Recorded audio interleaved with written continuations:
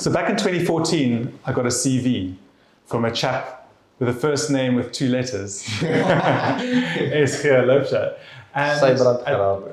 Sebrand. At that point in time, you were working for, I believe, Caveat. Yes. Which is another well-regarded commercial legal service provider. Now, give us a snapshot of where you were then, how you got there, and why move to a small startup-y tech law firm. Yeah, 2014 was a big year for me. I got married that year. So yeah, this specific year now is quite a big milestone year for me. 10-year wedding anniversary, 10-year work anniversary with Dommisse. Wow. Turning 40 this year. So yeah, it's a big milestone year for me. And I always think back of those times. A lot of people have been moving from Pretoria and Joburg to Cape Town over the last few years. But at that time, Cape Town still had the reputation of Slaapstad. So there was a little bit less opportunities in the commercial space. Most of it was still happening in Gauteng at the time. But I just took the risk. I was a part of a law firm in Gauteng. I was a partner there, but just decided I wanted to be in Cape Town, and I was still young enough that I could do that. So came to Cape Town, worked for Caveat, consulted through them. But then I really realized that I need to get into an environment where I really get stuck into transactional work, because I've always enjoyed the thrills and the highs and lows and the adventures of the transactions. And basically the equity transactions that we work with clients, typical entrepreneurs raising funding for their companies, but also over the years, I've acted for a lot of investment companies. And so I like working on both sides of the table, which means that you've got context for both parties' situation. And I've always enjoyed that. And yeah, I wanted to join a place where that environment was going to be healthy. And so when I joined you in 2014, I think I hit the ground running because we were working on quite a big transaction, Vital and Leaf Capital. I shared a bit about that on LinkedIn the other day.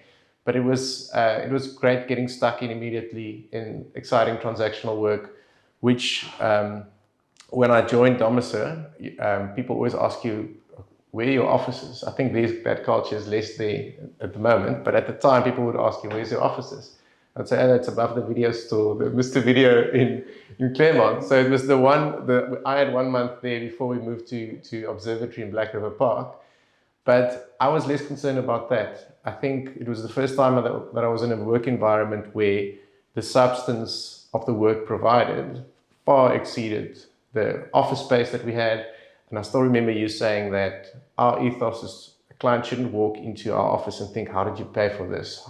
My fees are paying for this and that. We were focused on the quality of the transactional work that we were doing, and I really saw it and from the start. And that was why I felt like it was the right move, because I felt like the substance of the experience that I would be gaining in a critical time of my career was far outweighed the being above the video store component of it. Well, it certainly paid dividends in terms of the client loyalty and the number of clients you attracted. I didn't describe it as being above the video store. I described it as being opposite the coffee shop, Melissa's coffee shop at the time. But yeah, I think we're on the same page there. I must also ask another question though. This is 10 years ago, you were on 30 years old. You took quite a courageous decision to specialize in venture capital work. Pretty unusual decision for someone of your age and in a market of general practitioners.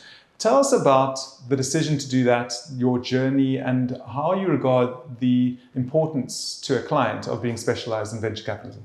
Yeah, so I think one of the big drivers for that was I did my master's in company law in the year that the New Companies Act came out. I saw it as an opportunity. I saw that there was a New Companies Act that was being implemented, and I thought it equals the playing field for me and all the corporate lawyers that have 20 or 30 years more experience than me. So I strategically decided I have to focus on this because everyone's now going to have to relearn the Companies Act, which is such a remarkable evolution in South African company law. So I just saw it as an opportunity, really got stuck in, did a master's in corporate governance and the Companies Act, and saw it as an opportunity to really perhaps a bit earlier than most focus on quite a specialized level on an area of the law, and I always say maybe the first few years of your career should be a mile wide and an inch deep. I went a mile deep and an inch wide from the start, but it was strategic, and it was also because I really enjoy investments. I really enjoy investment work.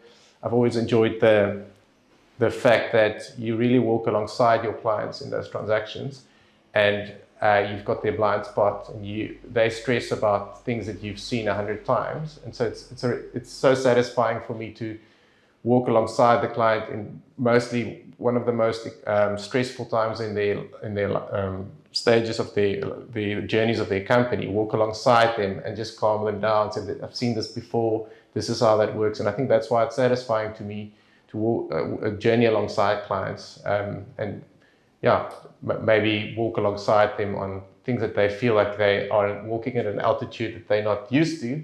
We've seen it and we've experienced it before, so we're comfortable with that. Certainly, I like the way you put it. It's a very stressful environment. I like the way you put it. It's a very stressful transactional experience for a client who may not have been there before. And one of the really rewarding things for me is to see the firm grow its experience in that area and treat it as just something that we do. No drama, just get the work done, knowing that all the variables are at least anticipated in advance. Well done. Thank you, Henry.